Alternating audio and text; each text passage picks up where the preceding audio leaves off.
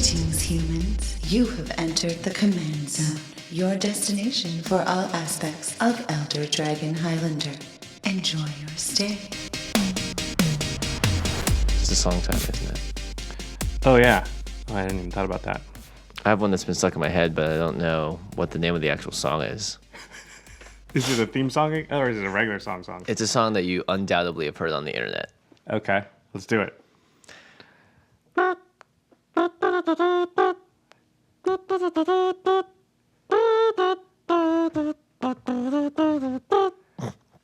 That's it. I don't even recognize it. And you don't know the name of the song? I don't know the name of the song, but it is one of this. It's called the Epic Sax Guy, Moldova. It's like this. I'll just start playing it here. It's just they have this thing where they do like it's in Europe where they like do like top musical artists or whatever, and this was they always perform live, and so. In one song, there's this one little bit where this guy's dressed up looking like a total bro playing the sax, and he just plays this over and over again. And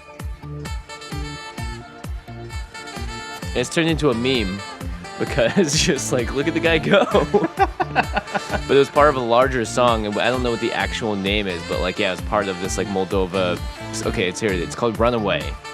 But there's like a whole performance, and it's like super epic. But at one point, the whole song breaks down, and he does that little riff, and then people just turn that into an internet meme. This is the best name that tune ever. Yep. There is no rhyme or reason to it. We spent about a minute on it. So how's it going, everybody? You are watching/listening to the Command Zone podcast. I'm your host, Jimmy Wong. How's it? It's Josh Lee Kwai. And today, it's going to be a fun episode, and one that has been a long time coming, I think. Yeah, today we're going to put a spotlight on other MTG content out there. You know, a lot of people we've gotten this sort of sentiment a lot recently, which is like, how did I just now find you guys? Mm-hmm. And I think Game Nights has really exposed us to a lot of people that maybe wouldn't have found us otherwise. And, we thought it would be nice that people are finding us to help them find some other content out there that maybe they haven't been aware of until now. Which is pretty exciting because there's a lot of Magic content out there. A lot. But first, before we dive into all of our favorite content creators in the world and spotlighting people in the community, this show is brought to you by another community member, cardkingdom.com. You may have seen them on the Twitters. They've been doing a lot more videos recently. And they're also an online retailer of Magic the Gathering cards, accessories, and products. You can go to cardkingdom.com/commandzone. That's our affiliate link. If you use that link and then buy some stuff from them, they'll know that we sent you. Yep, and they also just started a blog. They've been, like Jimmy said, dipping their toe in the water of content creation. So another reason to go to cardkingdom.com/commandzone. And you can check that stuff out. We also have a second sponsor for the show. Very exciting, and we've worked with them before on Game Nights. They actually helped make Game Nights a reality. So a big thank you to Ultra Pro for sponsoring the show. Ultra Pro, as you guys know, is probably the single largest manufacturer of Magic the Gathering everything. Like, probably 80% of the stuff behind me that's not Magic cards is made by Ultra Pro. Yeah, sleeves, playmats, deck boxes, binders, all that stuff. In fact, we've talked a lot lately about the Eclipse sleeves, which the professor, who we'll talk about later, but he dubbed them the best sleeves on the market right now. I'm currently in the process of re-sleeving all my decks into Eclipse sleeves. Really? They're awesome. I mean, once you've gone Eclipse, you'll never go back. Bold claim. Bold claim. I agree, though. The Eclipse sleeves are awesome. You guys see them in play on Game Nights.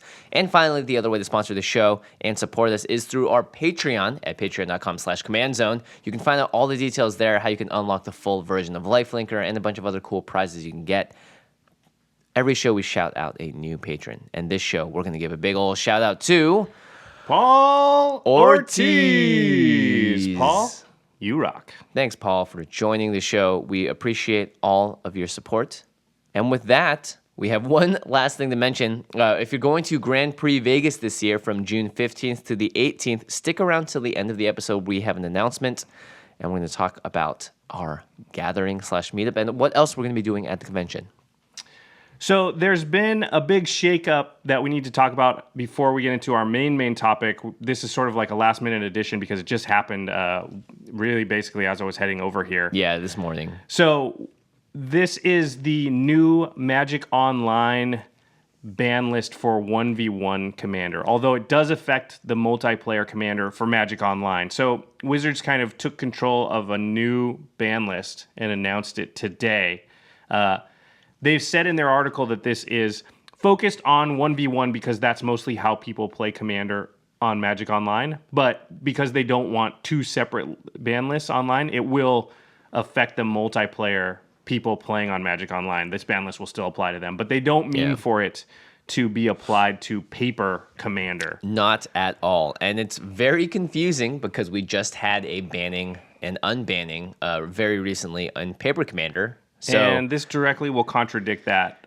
Yes, and actually this contradicts the paper ban list in a lot of ways because it's focused on 1v1. So we've talked about like French Commander before or Dual Commander, and that has a separate ban list. So people are like, wait, Sol Ring is banned. Well, it's actually banned on French Commander / Dual Commander rules, I believe. So there are a lot of ban lists floating around. This is not meant to confuse you, but just know that this is specifically only for Magic Online Commander. We're going to talk about it here because it is Wizards officially. Like, the French Commander ban list is handled by another third party. The Commander paper multiplayer ban list is handled by what we call the Rules Committee, which is Sheldon Menery and a few others. And now we have Wizards and their online ban list. This is all a little bit... It's frustrating to me. I don't like it because it's becoming confusing. And what we have is a format that's very healthy. There's been very little change for like 2 years in Commander. I mean, there's been a couple of little rule changes, but really they stood pat for one entire ban cycle and didn't ban anything. And they even unbanned something and banned one card. Very little change. Most people, I think, would say that Commander's in a really good place right now. And so I'm frustrated because this feels like just throwing a wrench into something that's like, you know, as close to perfect as we're likely to get in the game world. For me, I don't really care because the wrench that's being thrown into the machine is a relatively small one and it's only online and specifically 1v1. For me, I see this as a potential to get more information on what works and what doesn't and whether or not, you know, Sol Ring is as powerful of a card as it is and if it needs that consideration. But the problem is they're only going to consider it in 1v1. So now they're going to get a bunch of data for 1v1 and apply it to multiplayer. I mean, well, who says they're going to do that, though? Well, you just said. Well, I'm saying they're going to get data. It doesn't mean they're going to apply it. At the very least, I just don't think this affects enough people that it's going to be like, oh, Commander shakeup or whatever, because the rest of us paper players, the vast majority of people that play Commander are just going to keep rumbling on like normal. So it's kind of just like, something's happening over there. They have their own sort of thing going on. If something bad comes out of it, then I think the rabble will continue to rouse. But yeah, I have said in the past that I think I want Wizards to take command of the ban list just to make it official, but I don't want them to do it in this manner because I feel like if they're focusing on 1v1, that's not what Commander is. I've said this many times in the past. To me, it's a little bit of a misnomer that we named our format Commander because, yes, I know that that's sort of the pillar of our format is that you always have that one card available to you, but 1v1 to me really is not even Commander. It's like Legacy Light. And if you look at the most played cards in 1v1 Commander and you look at the most played cards in Legacy, they line up pretty closely. And so to me, what makes Commander Commander is multiplayer. That's what makes it different. I mean, when you get right down to it, Legacy, Vintage, Modern, Standard are all just deck building constraints, but they're all 1v1 formats. And Commander 1v1 is just another deck building constraint. So it's more like those other four. But none of those and no other real format has the multiplayer aspect. And I think that's what really makes Commander Commander. And so it scares me, this whole they're gonna gather data, and I'm worried they'll misapply hold on. it. That's me saying they're gathering data. And they did not say that anywhere else. That's like me putting my own ideas. I know this. That's my worry though, is that they're going to start to make decisions that are going to inevitably, because people are going to come out and say, "Oh, Wizards said this." The thing is, I would just wait until it actually happens in this case. And the big thing is that multiplayer sucks online. It's just a really unfun way to play Commander because you don't have the social dynamic. You don't have the social dynamic. You lose a lot of the political aspects, and also like. It's really easy to miss something, right? In Commander, it's only like, hold on, let's back up. You did that, I need to do this. In multiplayer Commander, if you hit one button, it's like, oh, and that opportunity is gone. So it's like a really poopy way to play Commander online is I could see something feasibly being Wizards being like, all right, online Commander, we'll have a very specific rule set just for 1v1. I sort of wish they'd rename it or something. Yeah, that's what I'm saying. They might rename it to something else. It just causes confusion that they call Commander. Well, let's go into a little bit of the specifics. I counted them up. The paper Commander ban list currently has 37 cards on it. They took Protean Hulk off and they put Leovold on, so that kind of was a wash. The online, the new ban list that Wizards just announced, again, 1v1 Magic Online Commander focused is 54 cards. So they've got 17 more cards banned. And specifically, they put them into a bunch of categories: fast mana, combo enablers, oppressive commanders, and other, and then multiplayer pointed bans, which seems like the most useless of them all because they said they're really focusing on 1v1. So fast mana, as always, Black Lotus and the Power Nine are banned. And the cards that are newly added to this, most notably for everyone, is Sol Ring. Yeah. There's also Gaia's Cradle, Mana Crypt, and Mana Vault. And I think Mishra's Workshop is legal in Commander, right? I don't know. I don't want to talk about every single card that's different. That Another just seems thing- like a like a bad way to go. But there are a lot of differences. But Sol Ring's the big one, right? Yeah, But that's and- not that different than French Commander, which always had Sol Ring banned, because in 1v1, the player that gets Sol Ring and the other just player dominates. doesn't, you just win.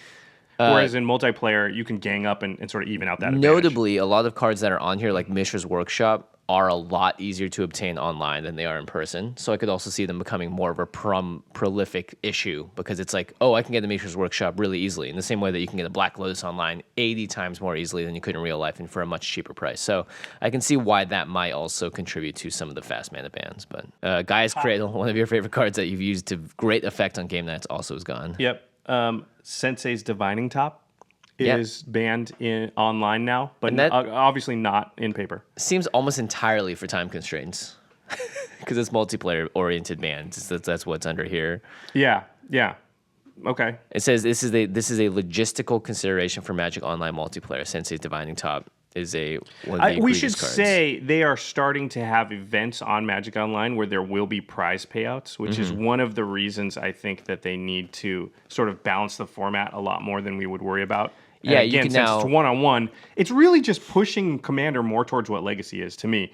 It's not that different than sort of a Legacy event would look like. It's just they're trying to make the ban list reflect sort of a fair and even 1v1 playing field. Yeah, I think they want to put events online so that more people will play Commander online, and as a result, they need to be more restrictive on what works 1v1 in these new queues, these sort of like friendly Commander leagues that they're doing, that you can win tickets and play points. So as a result, it makes sense that they want to make sure that you don't just get run over every single time you put money or points into one of these things.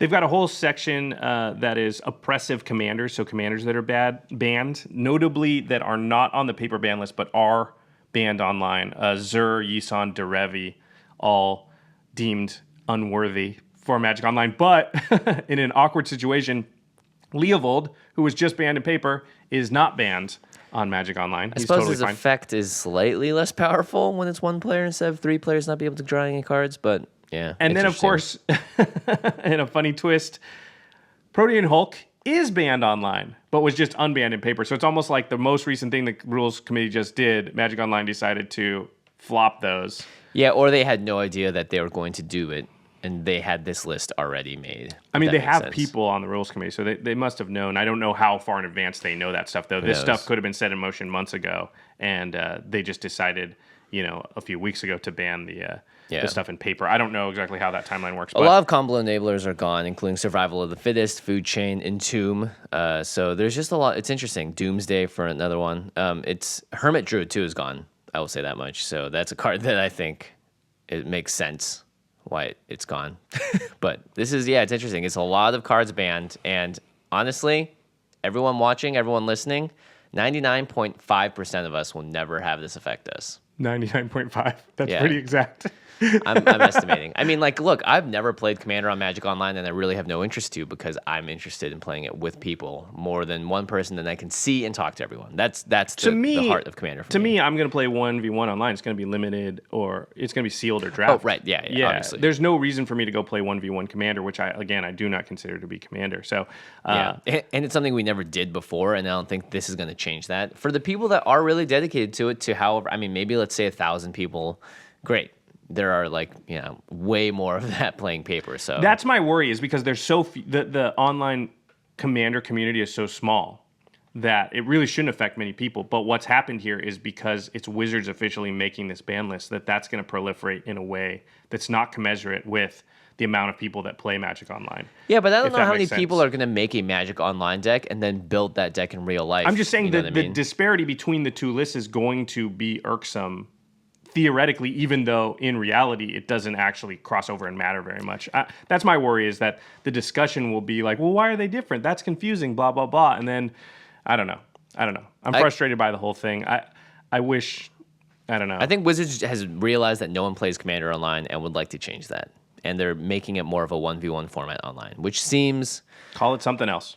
Well, yeah, I would like for them to call it something else. But I don't really disagree with them wanting to make Magic Online a better place for people to play every kind of format they want to, should they want to, if that makes sense. And right now, multiplayer Commander Online is almost non-existent, so... All right, well, we're not going to solve this right now. Let's move on to our main topic, which is a much happier one. It is the community spotlight. And you'll probably hear everyone talking about this. This is true. This is true. This is going to be a You want to get a lot of opinions about this? You're going to get them after this episode. So there's a ton of awesome Magic content out there. Sometimes it can be hard to find. So we're hoping we can introduce you to some of our favorite stuff. Before we start, I want to say there's definitely going to be a lot of content out there that we don't mention on the show. And we're not trying to insult or marginalize anybody by leaving them off this list. I mean, just like everybody out there, we certainly don't know about all the Magic content that exists. We find new content all the time. Yeah. So we also pieced this together over like a night and a half. So if we forgot anything, we may have just literally forgotten it. So yeah, it's very probable if we miss like your favorite single Magic content creator that we just aren't even that familiar with it. There are only so many hours in the day, and once you have sort of your normal stuff that you check, you sometimes don't stray out of that, and that's what we're hoping to solve for you, and hopefully you can help solve that for us in the To the Listeners question. So let's begin. We sort of categorize stuff, and the first category we're going to call the all-purpose general Magic the Gathering content. And I really want to say quickly, too, that for some of the really big creators, we're not going to spend a ton of time on them because we're assuming you know about them. And if you don't, you should go find out more. But yeah, we're not going to harp on about... I mean, sitting here and talking for a long time about the Professor in Tolarian Community College it seems like we're preaching to the choir. So also, we just don't really want to talk about Brian that much. We'd rather just gloss over that one.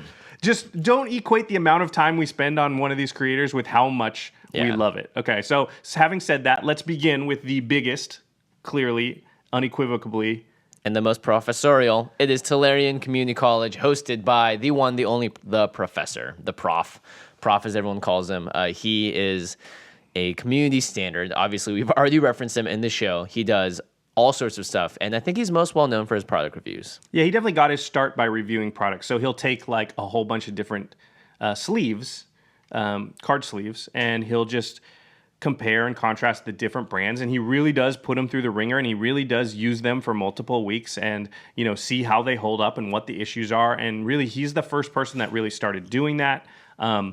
It's one of the reasons that we say we use him as the barometer for how good like the Eclipse sleeves by Ultra Pro are, is because the professor knows about that stuff better than anybody else. Yeah, and he doesn't pull any punches either. No, not at all. And he reviews sleeves, deck boxes, binders, pages, playmats, everything. But it's expanded a lot over the years to include many things, including a lot of stuff that Jimmy and I have been a part of. Yeah, so he does a lot of skits and sketches. You may have seen the like Planeswalker series where he interviews a Planeswalker, or it's like a Planeswalker at college complaining about something in the story. Yeah, it's called Office Hours. Yeah, it's really fun. He's used Christine Sprankle in a few of them as well. Ashlyn Rose, Jimmy, you were Jason, one of them. Yeah, we had Garrick as Graham from Long Ray Run. They're really great. They're really funny. The professor, who is very familiar with the story of Magic, and he's also an English professor in real life, or was, he writes like great little dialogue bits to talk about that stuff, and they're really funny.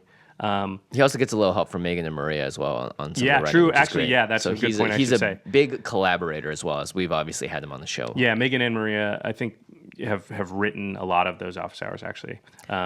He does deck techs also, so he loves Modern, but he'll also do Commander deck techs and sometimes standard He did a Leovold deck tech. Yeah, he did a Leovold deck tech like a week before it got banned. It's okay, he can do it for online Commander decks. There you go. It's a 1v1 Commander. Silver lining. In Response. Yeah, I have a show with the professor called In Response, which is a debate show where we sort of debate the hot topics in the Magic community. Maybe we'll talk about this MTGO new 1v1 ban list and many, many more. The width and breadth of what the professor does is very large, and he tends to put out about 3 videos a week, and they're all across the spectrum. And like I said, we're preaching the choir. There's about a 99.5% chance that you already know about him. But That's our go-to. For that 0.5%, you're crazy if you're not watching The Professor. Yeah, and you can find it at youtube.com/Tellarian Community. Another YouTuber that we really love is the Manosaurus. Wedge from the Manosaurus. We've seen your comments. We know that you guys want him on game nights, and trust us, it is something that we are always trying to figure out and work towards because we love Wedge. Wedge is one of the hardest working guys out there. He does MTG News, which is a lot of preview card updates. He'll cover stuff the day it happens. Yeah. You know, he gets into the studio and has his team, and they're working around the clock to get content out as timely as possible. Yeah, during preview season, the Manosaurus is such a great place to go to every day, or even multiple times a day sometimes, to just keep on top of all the new cards that are coming out, because he'll highlight the best ones, what decks maybe they go in, how they'll play in limited, but he does it in quick, concise videos, and they're very up to date. Yeah, and not to mention, I think Wedge embodies a lot of what makes the game great for a lot of people, which is like he gets genuinely stoked about all this stuff. And who cares if it's not the most powerful card in the world? There is a deck that wants it somewhere, and Wedge is like a great source. He is the Manosaurus. He is the Manosaurus. The channel also does things like draft guides. Again, there's a lot of deck techs where they'll break down maybe a budget standard deck, or or even other formats. He does a lot of top 10 lists. He also does the worst cards of all time series. Yeah, which we had him come on for a podcast episode. That was a great episode. Yeah. So Wedge and the Manosaurus are a great source for all kinds of Magic content, and you can find them on youtube.com/themanosaurus. He's kind of like the Professor. 99.5% of you know about him, but those that don't, you should check out. Pillars of the community, you might say. Yeah, they're the top 2 YouTubers in Magic for sure, and for good reason. For a good reason. Hard work pays off. All right. The next one is our good friends who we just spoke about, Megan and Maria from Magic the Amateuring. So Magic the Amateuring started out as a podcast, and it mostly focuses on standard, limited, sometimes modern.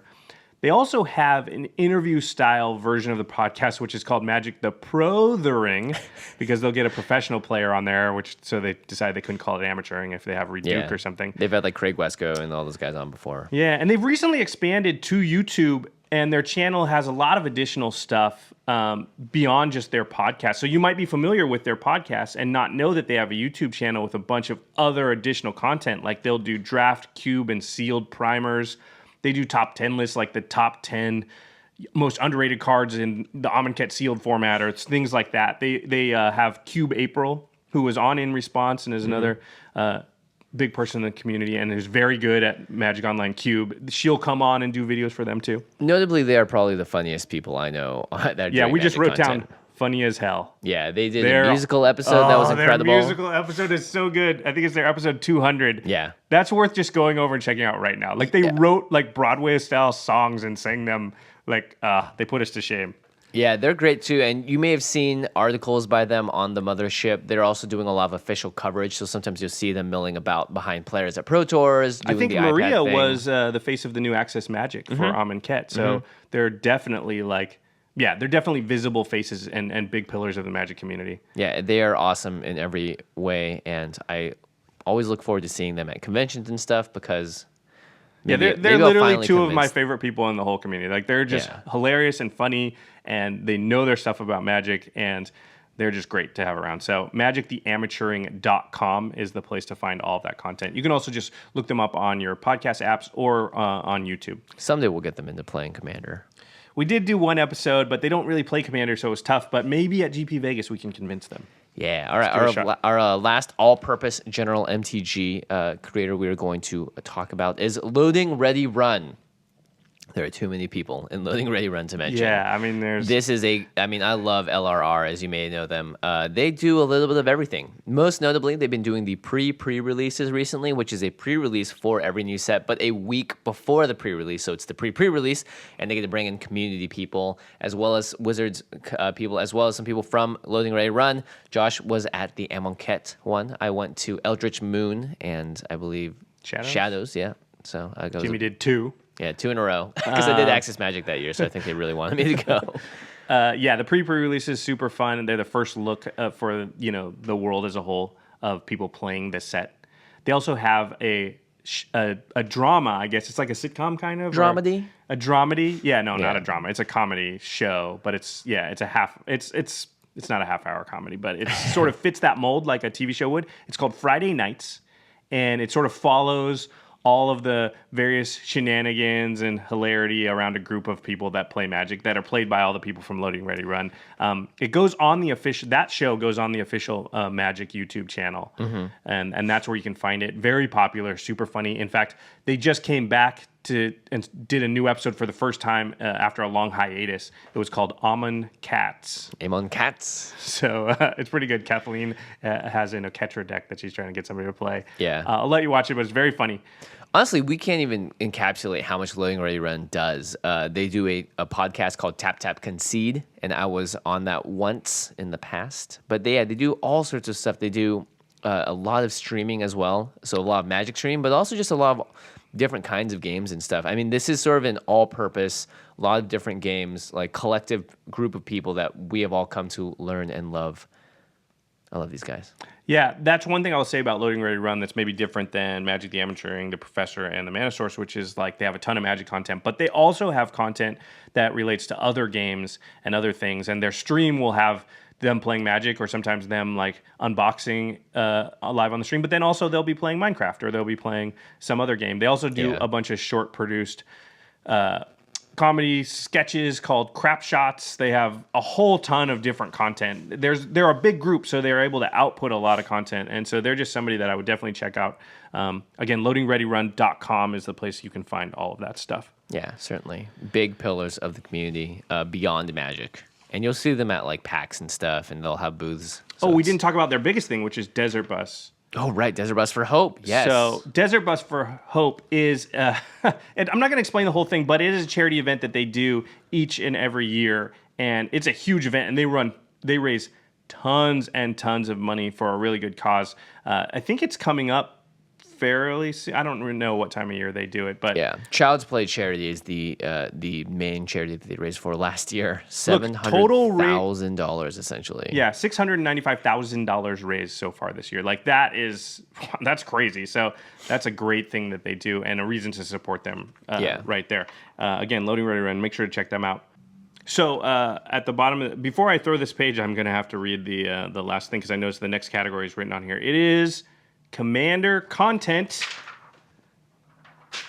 Pretty good. That was a good nice. throw. It was like a helicopter. Your face like this. It's like, wow. I'm like a cat.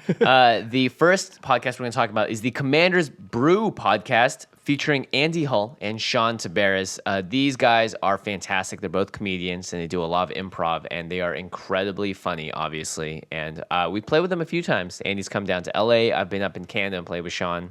Yeah, very good players. Well, I'm going to say players, even though I haven't played with Sean. You have. I'm assuming based on Andy that they're both very good players. They're very budget focused, so usually their episodes will be each of them build a deck, but they have to stay under like a $50 limit for the entire deck, which we've both been guests on their show before and have learned that is difficult to do. It's really hard. You were like, I want to put this $20 card in. It's like, nope. If I do that, then I literally can't spend more than 20 cents on any card in the deck. Yeah, it's just pennies for the rest. Yeah, but Commander's Brew, I think they build a deck pretty much every single episode. We have a lot of people ask us on the show, like, what are budget options for different cards? And Andy and Sean are the perfect place to figure that stuff out because they sort of have found a bunch of the staple budget cards that replace what we would call the staple cards. Like, Ristic Study is a card we talk about all the time. Well, it's expensive, so they have their budget card that fits that slot in most decks or whatnot. So I would definitely encourage people to go there. Our next Commander podcast that we all like to talk about a lot and also have had one of their hosts on the show many times is Commanderin. It's hosted by Phil DeLuca and Sean Watson. Sean hasn't been on the show because he's across the pond. Ah, yeah, that makes sense. But Phil has been here in person when we do the Commander Summit with him and Andy. That's another place where we may have seen both of these hosts. Yeah, this is more of a general Commander podcast. They've got a bunch of cool segments like the Watch List. The Watch List. Doo-doo-doo. That's their music or my impression of it. Yeah, they'll sort of like pick a card that they think is ban-worthy, and not necessarily ban-worthy, but something that's in that realm and. they did. I think they talked about Leovold as one of the watch list cards, so they kind of called it. Yeah, and Phil is a well-known hater of all things Phyrexia and Leovold, so he has made his opinion known about that. This is true. The show has also kind of morphed recently into more of a focus on interview style stuff. So they tend to get a lot of people from Wizards of the Coast, like Ethan Fleischer's been on there many times. I think they've had Sean Main, Sam Stoddard. So they've kind of filled that role, and I would say one of the reasons why we haven't done that as much is, frankly, because Commander does it so well that it doesn't seem like there's much point for us to go out and do the same thing they're doing with the same person. So I love that they're doing that because I love to listen to those episodes and get a lot of insight on what they're doing. I'm not saying like I wish they wouldn't do it so we could. I'm just saying like that's how good they are. They're doing it so well that it's like, well, there's no need for us to like interview Ethan Fleischer or whatnot because they're asking all the questions that we would ask anyway. They also get community members and things on there. I know they recently had an episode with Sheldon Menery talking about the new band. So, CommanderInMTG.com is where you can find them. And I don't think I read the URL for Commander's Brew, but that's commandersbrew.com. Yep. Just to rewind. Of course, if you're a podcast listener, you can just look them up on your podcast app. All right. Next up, we have one of my personal favorite sites. It's EDHrec.com, run by Donald Miner. And for me, this is the number one EDH website because it does exactly what it sounds like. It recommends you cards based on collating all of the other decks online from, Tapped Out and a bunch of other deck building websites. It's got 140,000 decks and counting. And you can do a lot of stuff like you can all right, I'm going to look up a set or I'm going to look up a commander that is a 3-color Jund commander. And it gives you all of the Jund commanders you can build around that are legal in the format, and it even gives you the partner commanders as well. You click on any of them, and it's going to say, all right, this is taken from 570 decks of people that built around Kresh, and it's going to show you the cards that people most play, signature cards of the deck, instants and sorceries, and it's just a great way to start building any deck if you're like, I don't know where to start. Easy.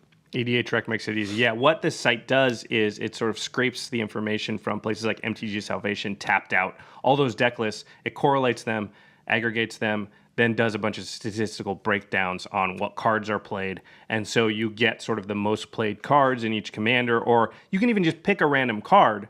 Like right here, Corpsejack Menace is a card, and you can see what are the top commanders that use that card. But not just that, you can see what are the other cards that show up frequently in the same decks with Corpsejack Menace. Yep. It's a way to go about deck building it's great. We've talked about it on the show before, especially with new commanders, when you can find a mechanic that works with a new commander. Nobody's built that deck yet, so you don't have a good roadmap. EDH Rec still has a whole ton of tools to allow you to sort of find cards that you wouldn't otherwise be able to find just by typing words into the Gatherer. Yeah.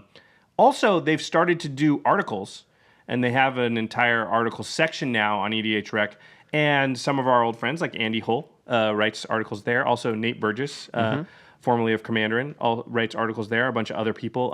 Our buddy Jason Alt is the editor of the article section of EDH Rec. So you can find articles like the top one right now is Commander Showdown, Oketra versus Heliod.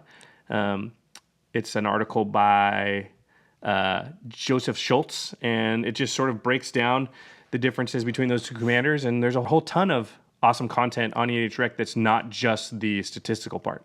Yeah, oftentimes if you have we get a lot of questions on Twitter like, hey, is X better than X? This is a great place to look, are articles that explain the answer and also go super deep into it. So a great question is Oketra versus Heliod. They're very similar mono-white god commanders, and for the same CMC, they can put a creature on the battlefield, but which one is better? Heliod. Better, yeah.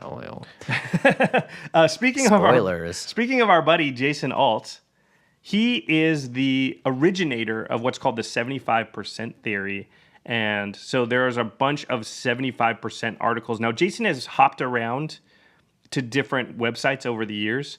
So you can find those articles sort of in different places. But Jason has started a movement that's so big that so many people know about. And I don't think they always know that it comes from him. But it's the idea that you build your deck not to be the fully tuned 100% that it can be. You build it to somewhere around 75% of its possible power level. And then that deck has the ability to beat the 100% decks. It has to have a good draw. You have to play tight, but you have a chance. But it doesn't just destroy and crush the weaker decks that you might run into. And it sits at a nice place where you're able to play it against sort of all comers and not feel terrible like you're oppressing everybody, but also not feel hopelessly outclassed. Yeah, and the majority of these 75% sort of set reviews that he does are on Gathering Magic. So he just did one for Amonkhet, obviously, and he talks about the cards that are not the most top tier cards, but the ones that are, good for these 75%. They sit in that nice little range of powerful, but not busted. Jason is really all over the place with where you can find his content. Gathering Magic, EDH Rec, I think MTG Price. He does Brainstorm Brewery, which we're going to talk about in a little bit. I might call him the Ryan Seacrest of the Magic world. Jason is very flattered. He's just a hardworking guy. I'll take out the very little talent part. Yes. Ryan Seacrest, that does a little stand-up on the side as well, of course. Oh, yeah, he's a stand-up comic, too. So, man, Jason Alt, the Ryan Seacrest of Magic. You heard it here first. You heard it here first. I don't know if that's a compliment or not. Sorry, Jason. I would take it as a compliment. Jeez, if you called me the Ryan Seacrest of Magic, I'd be like, why, thank you. But Ryan Seacrest is annoying. I mean, he also makes a lot of money. All right. He makes a lot. All right. Okay, go ahead. Commander Versus. Now, obviously, we love Commander gameplay content. That's why we make game nights. But there is a lot of Commander content out there, and thank goodness, because every kind of different content caters to a different kind of group of people. And Commander Versus is a series that you can find. Jeremy Knoll is a friend of the show, and he has also done, we'll talk about him later on. But yeah, Jeremy Knoll, Justin Parnell, Jonathan Suarez, Stephen Green. It's a full-on, you get to see full games of Commanders, and they always do stuff that's themed around all the new sets and stuff. So, for instance, of course, they're going to do something similar to what we did, which is playing Hapatra versus Samut versus Temet versus Neheb, all of the new cool legendary creatures from Amonkhet. Yeah, it's great. That's their sort of latest video. They do it in seasons, so I think we're on season 7, and that was episode 4. But it's great because a lot of people watch game nights, and they're like, I wish I could see more. Well, Commander Versus can scratch that itch for sure. You can go over there, you can watch live gameplay, and it's a very cool series. They do sort of a running total. They have a point system. They have some rules where you lose points, like if you combo off, or I don't know exactly how it all works, but they definitely do a point system. Sometimes they'll dress up in crazy costumes like we do on game nights. It's very fun. Definitely worth checking out. You can just search for Commander VS, as in versus, on YouTube, and that's going to pop up. Yeah, some of the matchups they have are hilarious. They'll do the ones where it's like Amonkhet, whatever, but they'll also do stuff like, all right, let's do Feldegriff versus Drownu versus Hixus versus Sheree, which are like cards that I've never... Honestly, outside of Drownu, I've never played. Yeah, they also did April Fool's Sliver Hive Lord versus Sliver Queen versus Sliver Overlord versus Sliver Legion. That's awesome. I mean, I know some Sliver players out there that's like, that's a dream come true. What do you mean April Fool's? That's a nightmare come true. So that is some great Commander content. Obviously, there's a lot out there. We can't talk about it all, but those are sort of our top picks right now. Let's move on to Jimmy and my second love, which is the draft and sealed focus stuff, the limited content. There's really one that stands out above the rest, and again, 99.5% of you will know about this. Kind of it's similar to the Tellurian Community College in the limited world, which is Limited Resources, the podcast. This is hosted by Marshall Sutcliffe and Louis Scott Vargas, also known as LSV. It's the number one biggest podcast in Magic, period, not just in limited. It's also easily the number one resource for limited Magic. Mostly draft, I would say that they focus, 99.5% on draft and a little bit on sealed. But these guys, Marshall has been running the show for a long, long time. They're on episode number 386, so over 7 years. LSV's now been on the show for quite a while. They're just great. This is sort of before pre-releases especially, it's sort of the can't miss podcast that you just have to listen to, because they do full breakdowns of every single card in limited, giving them like a letter grade and really giving you a big head start on people who don't listen to the podcast and don't research the stuff. It's just giving you a ton of information from people like one of the best players of all time, Louis Scott Vargas, literally giving you his thoughts on every card in the set for limited. You just can't beat it.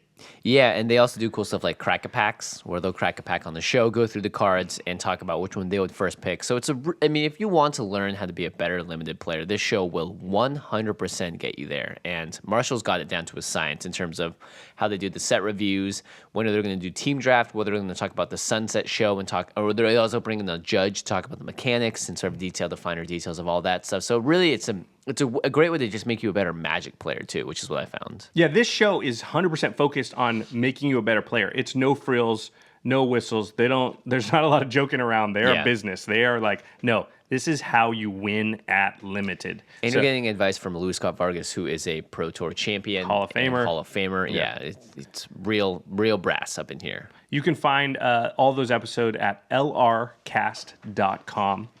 Another podcast. I like this one a lot. Allied Strategies podcast. This features Neil Oliver, Ben White, and Tristan Killeen. Neil Oliver, we'll talk about him later, is one of my favorite streamers as well. But they focus on competitive, professional level Magic, limited and standard. Mainly limited and standard. They'll touch on modern if they have to do something with modern because of a pro tour or something like that. But in general, it's limited and standard. I really like their limited discussion. You know, once you get out of limited resources, once you've listened to the limited resources for the week, it's a little bit tough to find another podcast of that quality and you're like, but I still want to learn more about limited this week. I only got an hour or a little bit more from limited resources. Well, Allied Strategies is a good place to go for that. Now, they don't always talk about limited. Sometimes they'll talk more about constructed, which a lot of people I know are interested in that, so that can be good. But I find their limited stuff to be especially good because Neil is a very well-known limited guru.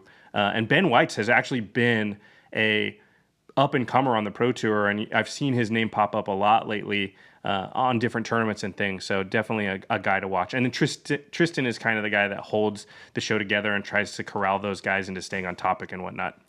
Yeah, you can find the Allied Strategies podcast just by looking it up on iTunes or your podcast apps, but Allied Strategies.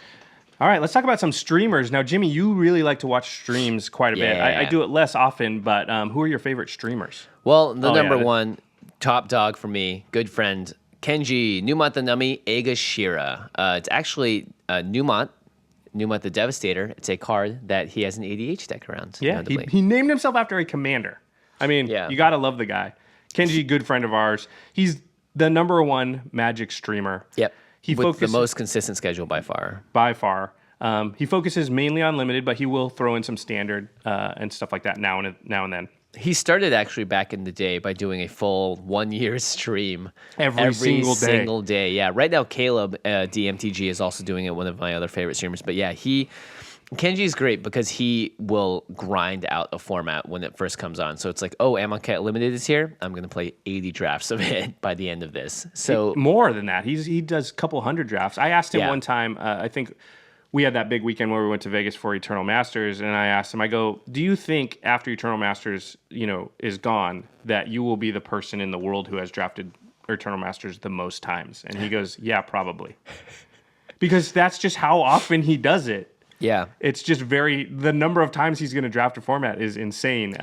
It's great, too, because he'll talk over his picks. He'll even, because he's on his 150th draft, he'll be like, all right, this one's a fun one, and just go off the rails and do something completely nuts and something that you would normally not do when you hit the table because you want to win.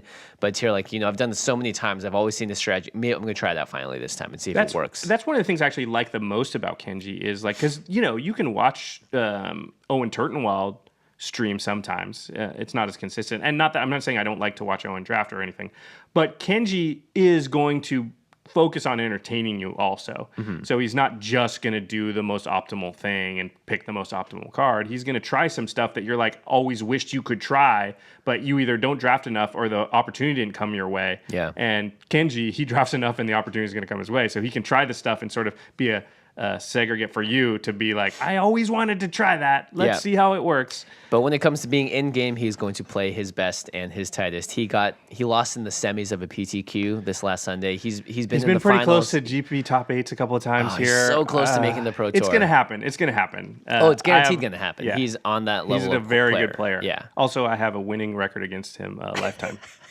I have to throw that out there. I'm 2-1 against him in limited lifetime. Nice. So. I stopped counting because I lost too much.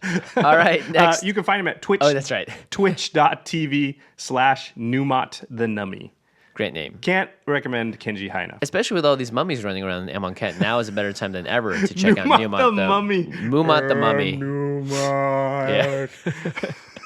Next up, we have Neil Oliver, also known as Trumpet Man. He is a limited specialist. You may remember he won the original Grand Prix Vegas for Modern Masters, and he's also one of my favorite streamers. He streams both on his own channel and on Channel Fireball, but again, a limited specialist.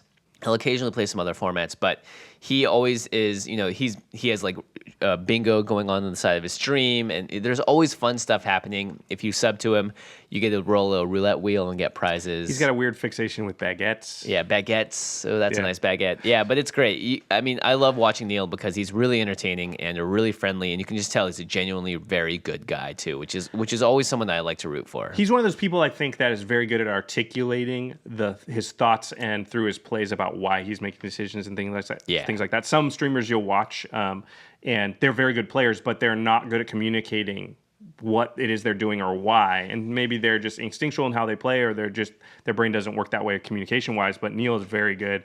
That's why I like to watch him. You always feel like you get better when you watch Neil play. You can find Neil at twitch.tv/NeilOliver88. The other 87 Neil Oliver's already taken. Yeah. Finally, we have Gabby Spartz. She's been doing a lot more streaming recently. You may know her as a Pro Tour commentator. She's been on a lot of events now, commentating alongside Marshall and LSV and Paul and all those guys.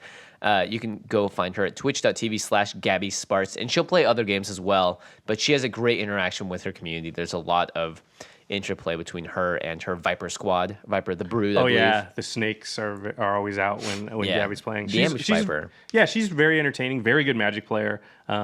I really like to watch Gabby play a lot. Yeah, and sometimes you even get LSV up in there too, and like straight up like helping her draft or drafting with her, or just trolling her the whole time, which is something he does on Paul Chion's stream as well. So yeah, there's a lot of that. I mean, if you're looking for daytime entertainment for Magic the Gathering, Twitch is a great place to find it. Yeah, it's one of those things where you can bring up Twitch, bring up one of these streamers, and just sort of have it windowed in the side of your monitor while you're doing something else, because it's not like game nights or something where every second you have to pay attention. It's very much, like, you can look away for a second, come back. What'd you miss? Like a third of a turn or somebody thinking about something. And it's very easy to have it be sort of in the background.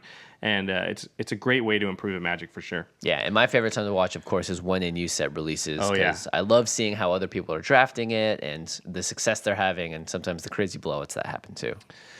All right, let's talk about the next section, which is Modern.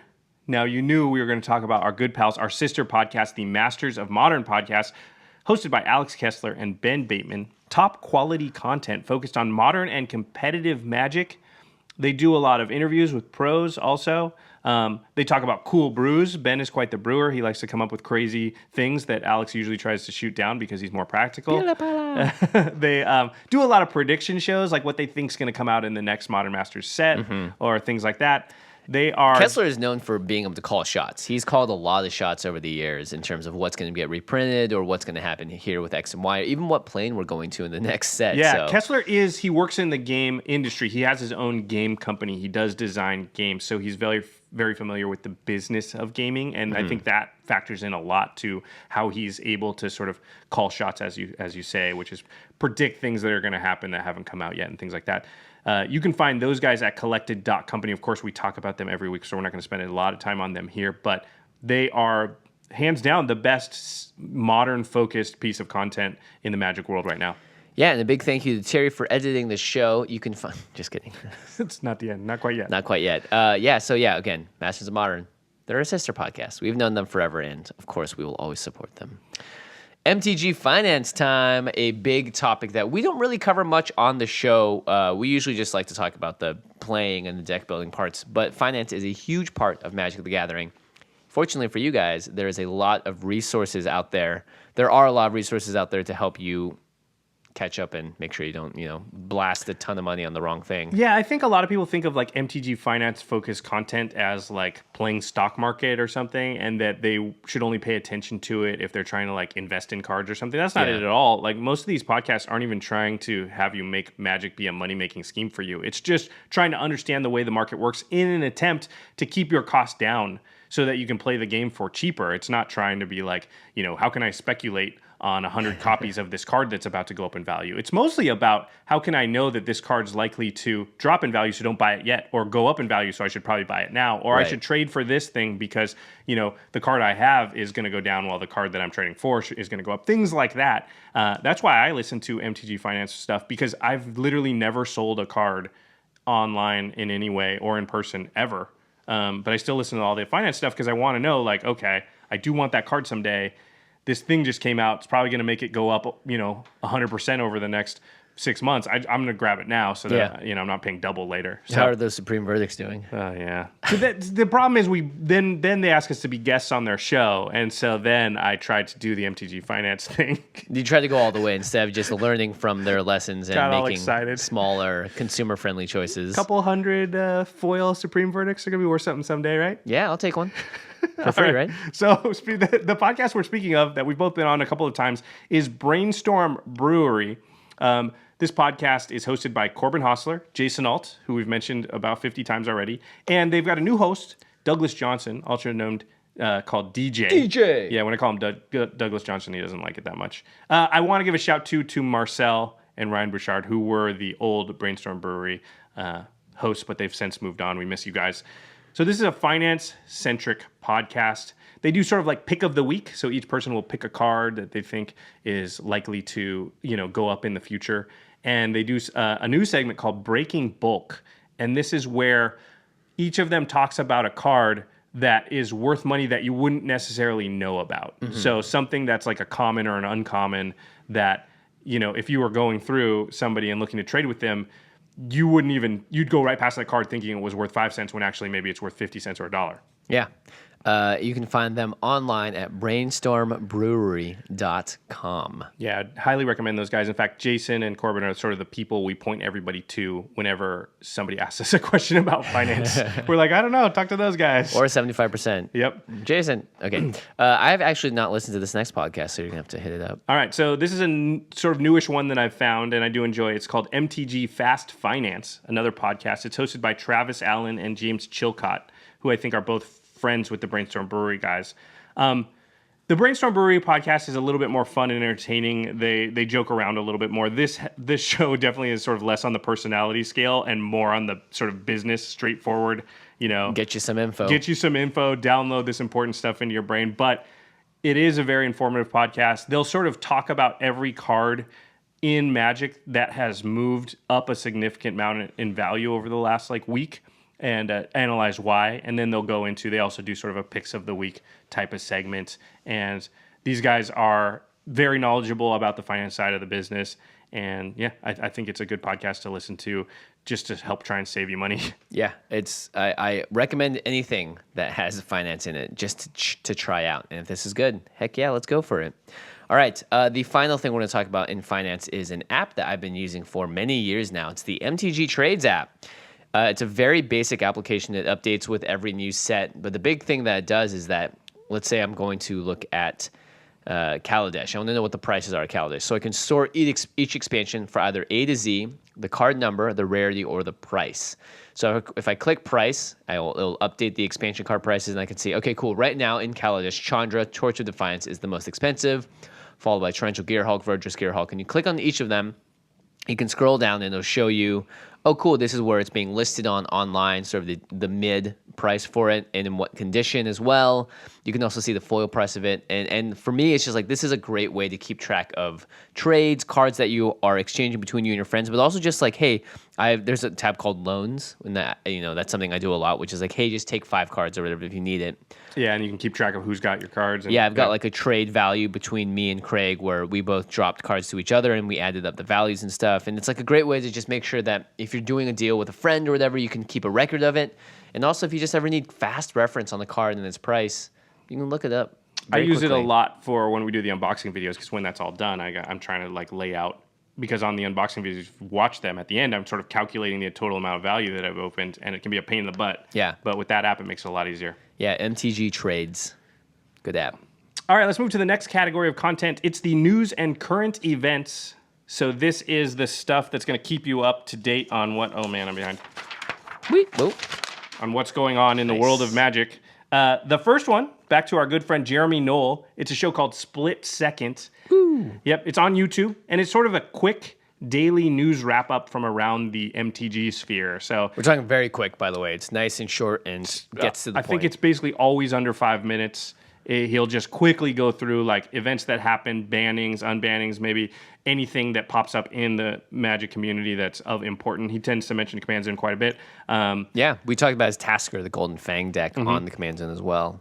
Yeah, so I'm looking at this most recent one, and it's less than 2.5 minutes. So it's just a super quick wrap up of, he's talking about some original Magic art. He talks about all kinds of stuff on there, but just daily. It doesn't come out every single day, but it comes out, daily-ish. Yeah, and it's very slickly done as well. It's a clean, just nice delivery of some cool news. Yep, pretty sweet. Yeah. Definitely worth checking out. The next one is the Daily Magic Update. So Blake Rasmussen, who works at Wizards, and the Daily Magic Update is part of the mothership, quote unquote. The mothership is how we refer to as the main Magic the Gathering website, the official one. I love the Daily Magic Update because it kind of does what this episode does, and except Blake Except it does it daily. Does it daily, and he goes all around to see. It's like, hey, check it out. We announced the new invocations for MK, or like, here are the basic lands for the next set. And then it's like, here, check out these 5 videos that are going to talk about the daily spoilers, and here's what people are talking about. And at the end, they also they usually do a like top 25 rankings in the world of Magic players, so you can see where that's at as well. They do deck of the day, what people are talking about, So you're scouring Twitter, YouTube, and the internet for all kinds of content. And it's a great, just sort of like, hey, you want to catch up on everything in one post? Here you go, Daily Magic Update. The great thing about the Daily Magic Update is it aggregates everything for you, so you don't have to go around looking for what happened yesterday or early today. If you just check that every day, you'd sort of get a good look every day at the sort of new hot stuff that's going on. Yeah, totally. And another podcast that I enjoy is the MTG Goldfish podcast. It's hosted by, and I'm sorry I don't know all their last names because they don't list that anywhere, Chaz, Richard, and Seth. Now, Seth is Saffron Olive, whom many of you know.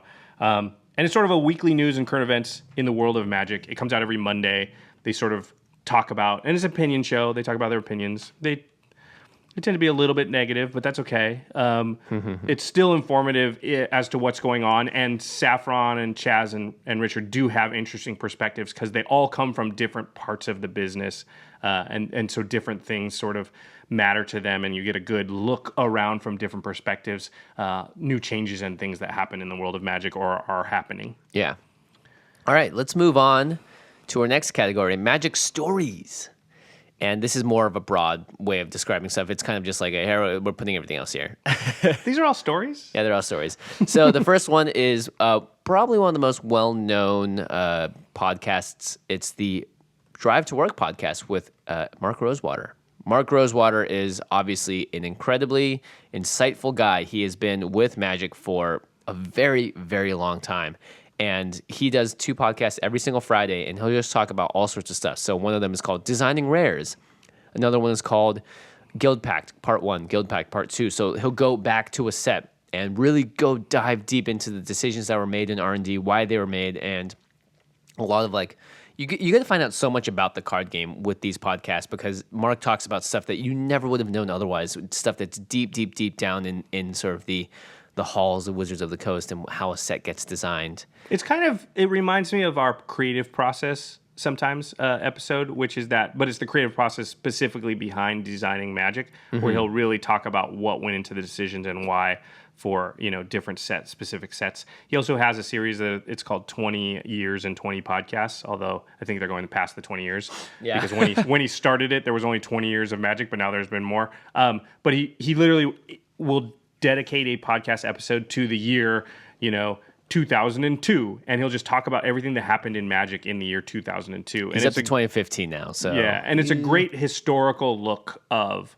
what happened in Magic, and because Mark has been so involved in it, he's like aware of all the things from the Pro Tour to the design of each set to the ancillary products and everything, and it's very interesting to get that perspective on Magic from a guy who's so deep inside it. So. Yeah, really, really great. Magic Man Sam is our next Magic Stories guy. Yeah, Magic Man Sam. Sam was on the show recently. He's also just one of the hardest working guys behind the scenes, and he puts a lot of time and care into his videos, and it really shows.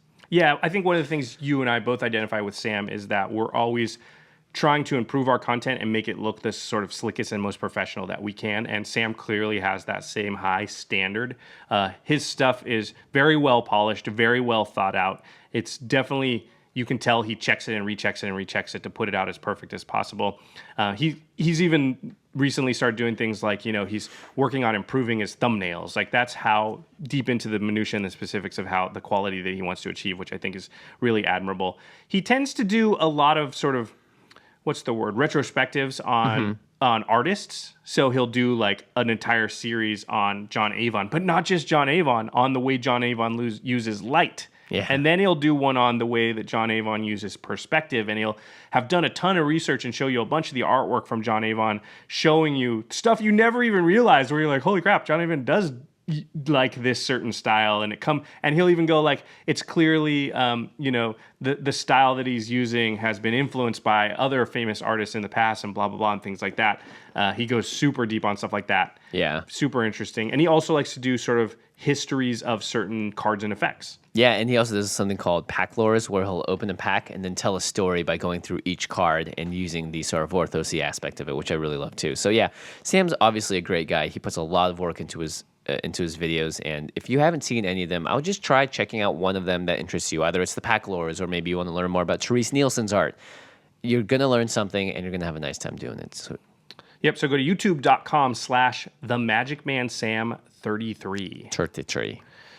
The next one is also an article series, or is it an article series? It's a story series. A story series on the Mothership. It's just called Magic Story now. Yep, it's just called Magic Story. There's been a lot of different writers contributing to it, but including our friend Allison Lures. Yeah, who was on the show. So it's the official storyline of Magic the Gathering that's found on the Mothership. So this kind of, I don't know if it officially replaced like the novels and stuff they used to put out, but it's kind of the equivalent now. Yeah, it's like little chunks, little stories, little chapters into the lives of the planeswalkers and the planes and what's going on. So most recently we were on Amonkhet, and we know that Nicol Bolas has had some crazy effects on the plane, and we have the Gatewatch there sort of trying to figure out what's going on. And most recently, Michael Echow posted a story about Gideon and him going through the trial of, I believe, Ambition. Yeah, the Black Trial. So yeah, it's a great way to like find out why the cards you're looking at has the art that it does. And it's really cool because I was reading today's story, and I was like, oh, I know exactly what card's going to come at the end of this. And I kept reading, and it's like, oh, sweet, there it is. And I saw the card art, and now I know why the card exists. And it gives a little more impact for those that like the fun story aspects and the Vorthosy part of the game, as well as the gameplay mechanics. Yeah, very cool. Definitely worth checking out. It's also available in little bite-sized pieces instead of like a full novel, which I think is a little less daunting for some people, which is great. Yeah. All right. Next is the Magic the Gathering Story Podcast, which is hosted by Blake Rasmussen, who we mentioned earlier from the Daily Magic Update. This is a behind-the-scenes look at the people who create the worlds, characters, and lore of Magic the Gathering. Again, Allison Lewis has been on the show. Also, our good friend Mel Lee has been on the show, just talking about... It's sort of the equivalent of what Drive to Work is, but not for the design part, for the story part. Yeah. Yeah. Very cool. Fun to see the insight. A lot like our creative process episode in a lot of ways. I love seeing the insight. It's one of those things that you don't really normally get access to. And so the fact that we do get to see it thanks to this podcast, and it's great. Thank you, guys. All right, there is a documentary that made the rounds, I believe, almost a year ago now. It's called Enter the Battlefield. It was made by Sean Kornhauser and Nathan Holt. It's a feature-length documentary that documents Magic the Gathering and professional, mostly Magic the Gathering players, and what that means to be a Magic the Gathering player, a little bit of history of the game. There's a lot of really, really good stuff here, and it's shot very well, and you get a really good inside look, again, into some of your favorite players and people that you normally don't see talking on camera in a really frank and honest way. Yeah, the thing I'll say about the original feature-length documentary is it's a pro-level documentary. It was on Netflix, and it's feature-length. And also that has been adapted into now a series of short documentaries that sort of play during the Pro Tours, but also can be found on YouTube. Mm-hmm. And they sort of follow a similar path, which is they'll go to like Madison, Wisconsin, where the Magic the Gathering scene is particularly robust, and they'll talk to people like Sam Black and talk about the scene and how those people got into Magic and what Magic means to people, and they focus on the people and their stories, not just the Magic part of it. So very high-level, well-done stuff by Sean and Nate. Yeah, if you look up Enter the Battlefield documentary, you can find it, I believe, online. And then the very last piece of content that we're going to point to today, because we're running a little bit long, is Corbin Hostler's articles on the Mothership. Now, Corbin is a guy who's a writer by trade, has a background in the journalist world. He writes under the Magic Lifestyle banner sometimes on the Mothership, not always, and he will do like touching human interest stories. Yeah, he's a very good writer. he talked recently about sort of a disaster, a natural disaster that hit, and how that brought a local Magic community together. We talked about, at some point in the past, an article that Corbin had written about a player named Brandon Burton.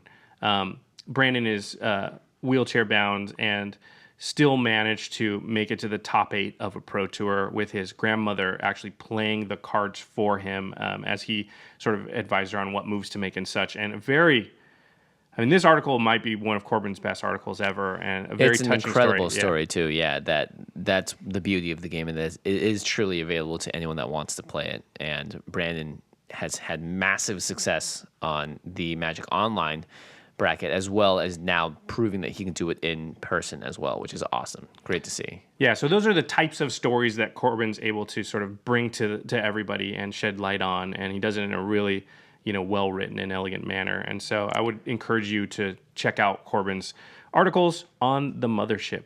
All those links, by the way, for everything that we've talked about on the show, some were shown on screen, some weren't, but you can find those in the show description, which will be below the video. There's a little box down there. Or in the text on collected.company. On iTunes, you won't be able to see the full thing, so I would recommend just going to collected.company to get all the links, or going to the YouTube version, and you'll see the links in the more description box below. And I would also recommend that you go to cardkingdom.com/command zone. Yeah. And order all your sealed product and singles there. Amonkhet, still pretty new. You still want a lot of that stuff. You want some of these cool invocations, by the way, because they look sweet. You should listen to the Finance podcast and hear about what the sleeper picks are going to be for Amonkhet, and maybe you can pick them up at a great competitive price. Who knows? I will say that I think that both Brainstorm Brewery and Fast Finance were letting people know they should pick up Glory Bringers when they were like $1.50, but now they're like $7. So that just goes to prove that you should listen to those guys and then go to Card Kingdom and get those cards before they spike. Yeah, totally. You can also get some cool stuff at Card Kingdom and at NELGS. Ultra Pro is our sponsor for the show, and you know what? They make high quality products, and one of their high quality products that they're going to make for us soon is our playmat. But yeah, I'm not going to kid around. The Eclipse sleeves are the real deal. They're selling out everywhere, and when we talked to them, they're like, yeah, we're actually trying to print to meet demand right now. So yeah, they're hard to get your hands on. Last I checked, Card Kingdom did have Eclipse sleeves in stock. If you see them, you should grab them, because at the moment the amount of production that Ultra Pro can do is not meeting the demand, because everybody wants these sleeves because they're that good. Yeah, but they're definitely going to ramp up production, hopefully, and that means more great sleeves for everyone. In fact, when I go to GP Vegas this year, I hope to see a lot of what? Oh yeah. I hope to see a lot of a few things. One, I hope to see a lot of you using hyper. I'm literally like trying to point subtly, but it didn't work. Yeah, I want to see a lot of Eclipse sleeves, and I also want to see. Speaking of Ultra Pro, printed by Ultra Pro. Yeah. Here, I'll take one. Yes. Oh, geez, there's 3. Okay. There's 3. These are our new playmats. You've got, at the point that you're listening to this, somewhere around 10 days or so to purchase one, and then they're never going to be available again. It's our Aftermath playmat, again, printed by Ultra Pro, because they print the best playmats in the business. So you can follow that Kickstarter link. Again, it's in the show description. You have about 10 days. So yeah, and I mentioned hopefully seeing them at GP Vegas. I don't actually know if we'll be able to ship them out prior to that, but I think that the patrons may have it, but the Kickstarter people probably won't. Yeah, it's probably just the way that that's going to go, because we have to print a lot for the Kickstarters. There's been a whole bunch of interest in it, so which we're happy for. Very exciting. All right, let's go to the listeners. This is a very important one. We talked about a lot of content today, but there's definitely a lot that we missed. Yeah, we did you a favor. We hopefully introduced you to some Magic content you don't know about. Now we want you to return that favor and let us know about your favorite Magic the Gathering related content that we didn't talk about. Yeah, so please tweet at us at CommandCast, send us an email, commandzonecast@gmail.com, post a comment on YouTube, post a comment on collector.company. There's a lot, post a comment on our Facebook. There's Discord, a lot Patreon. There's a lot of ways to get at us, but we want to know what your favorite Magic the Gathering related content is out there that we did not mention today on the show. And sorry to all those that we missed. We'll get you on the next one. Yeah, exactly. All right. This is what we promised near the end of the episode. It is near the end of the episode. We're going to talk about GP Vegas. So if you are going to GP Vegas, stay tuned. This is important to you. If not, you can skip ahead to the end step, or you can just move on to your next podcast, like the guys at Brainstorm Brewery or whatnot. We're going to be at GP Vegas. We have announced the date, time, and location of our big Vegas Gathering. It's going to be the sequel to our 2015 Gathering, which was a huge success, had a couple hundred people. It's going to be a night, or I should say it's a celebration of Commander and casual Magic. One you'll never forget. So here's the date and times and location for those that have a pen and paper handy. It's also, there's going to be, on our Twitter, on Facebook, you're going to be able to find a little flyer that's going to have all these dates and times. And we're going to be talking about it more, so you don't have to write it down. I'll retweet this probably once a day so that it always keeps popping up in people's feeds. It's on the Thursday, which is June 15th. The time will be from 8 p.m. to 2 a.m., and it's going to be at a ballroom in the Plaza Hotel. Most people will be able to get there with a quick Uber. Again, 8 p.m. to 2 a.m. We're going to have a lot of Commander being played, a lot of casual Magic. At a certain point, there will be free drafts. Woohoo! There's going to be prizes and giveaways, and we're going to have food and drinks. Now, that won't be full meal, so please eat first, but we'll have snacks and drinks. And it's all free of charge. All you got to do is bring yourself and your EDH decks. Yes. And some trades if you're looking to do that as well. I mean, this is like essentially our own mini gathering before, the hectic chaos of the GP as well. So it's a great time to meet people that enjoy Commander or maybe want to play a quick game against, just random people. It's a great way to test out some new decks. It's just also a great way to come hang out with all of us. Maybe get some games in with us as well. I can't promise that because I'm going to be running around most of the night probably organizing stuff. But yeah. We'll get games in, but unfortunately, there's going to be a few hundred people there. We're not going to be able to get games in with everybody, but we will get games in with some of you. And there's going to be a lot of community members at the party. I'm not willing to say names right now, but we know a lot of our friends that we talked about today on this show are going to be at the party. Guests. So you definitely want to mark that on your calendar and make room for it. And if you're on the fence about going to GP Vegas or what day you're going, maybe this can sway you. You want to be there on Thursday night. Thursday night, June 15th, 8 p.m. to 2 a.m. And again, if you're going to Grand Prix Vegas and won't be there on Thursday, don't worry. Josh and I are going to be around all weekend, and our goal is to play games with everyone, to meet as many people as we can, and to maybe even get some side events in with players as well. We're going to be around, so you're not going to just completely miss out on us if you don't see us on this Thursday night. Yeah, that's true. If you miss the gathering, you still have chances to meet us, maybe play some games the rest of the weekend. All right, let's move on to the end step where we talk about something cool outside the world of Magic. Jimmy, I have a show that I watch, and I like it, but I also don't want to like it, and I also don't know why I like it. Is it because it has a particularly controversial person running the show? Yes. I don't trust this person because I got burned on it once before. So the show is The Leftovers. It's on HBO. It's in its, final season. Yeah, it's in its third season, which is its last season. And the person that's controversial is Damon Lindelof, who was one of the creators of Lost. Maybe it's because it's the last season you can have a little more faith because it's. But the last season of Lost was not. But they forced Lost to be extended by like 4 seasons essentially. The thing that makes me feel a little better is this is based on a book. So I'm assuming the book has some kind of nice ending that will make. Because here's what I'll say about the show: it's very compelling, but it's very confusing. And the reason that it's compelling is because it's confusing, and there's an assumption when someone's telling you a story that all of these confusing little bits and loose ends are going to be explained and tied up at the end of the episode. Because Damon Lindelof and Lost, the back of my mind is going, he's not going to wrap this stuff up. He's not going to make you feel good at the end of it because, that's what happened last time, which it's probably not even all his fault from Lost. I'm just saying. He's talked about it a lot of times. Yeah. There's a lot of things that went into it. Yeah. So I'm throwing shade at Damon Lindelof. I shouldn't be. The guy's incredible, and he clearly knows how to tickle that part of your brain that makes you want to know what happens next, which is really what storytelling is about. What's in the box? Yeah. So Leftovers has been really good. It's one of those things where you don't want to say it's the greatest thing ever until you see the end of it, but it's pretty good. It's pretty compelling. And the acting's very good. And it's one of those shows you watch it and you're like, I don't really know why I like it, because it's weird and it doesn't make sense sometimes. But you like it. But I like it. I keep tuning in. The first thing I saw when I looked this up was Damon Lindelof on making sure The Leftovers got a proper ending. So that's the top of the Google. I believe I'm guessing due to the outcry after Lost ended, he knows very well that I can't do that again. You can't do that again, yeah. I'm also excited, and I haven't watched it yet, but I've got it on TiVo. There's a new show on Starz called American Gods, which is based on a Neil Gaiman book, which is one of my favorite books from when I was younger. So I'll report back in on that in a future end step. How exciting. What a great day and age to live in that we have all of this content. By the way, this is all free. You just need an internet connection, and you can get pretty much except Well, not for the leftovers and American Gods, but he meant but all the content everything else that we we talked about. What a day and age that we live in, that you can get all of this stuff right now. The Hours Professor, and hours and the hours of content Manosaurs, Enter the Battlefield for $0. $0. That's why you should support your creators if you do love them on their Patreons. All right. All right.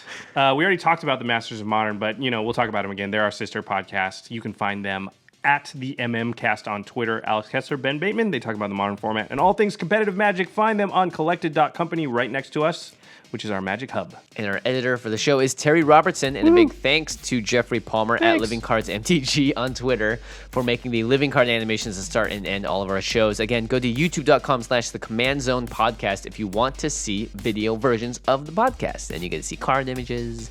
You get to see our faces. You get to see, in this episode, a lot of different faces because a lot of different people were talked about today. So, yeah, make sure you check that out. Big thanks to Terry for putting that all together.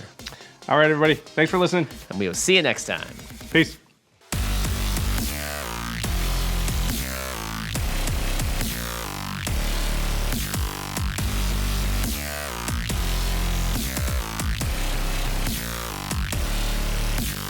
Thank you for your attention. For further inquiries, send an email to commandcast@rocketjump.com or ask us on Twitter @JFWong and @JoshLeeQuai. See you later, alligator. Greetings, humans.